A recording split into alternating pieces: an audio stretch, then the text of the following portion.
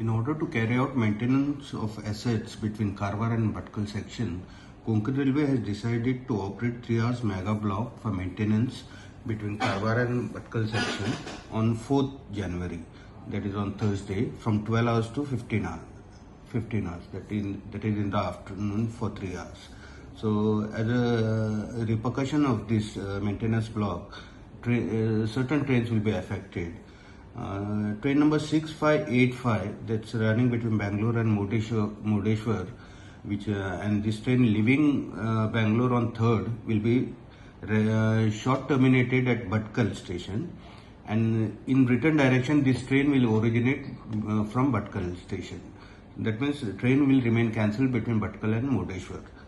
Then train number 06076, that is between Panvel and Nagarcoil junction, which starts from Panvel on 3rd of January, will be regulated for 2 hours between Madgaon and Karwar section.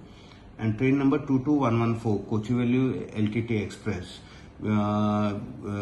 journey commencing on 3/1/24, will be regulated for 20 minutes at Bhatkal station. I request passengers to kindly note the changes and travel accordingly.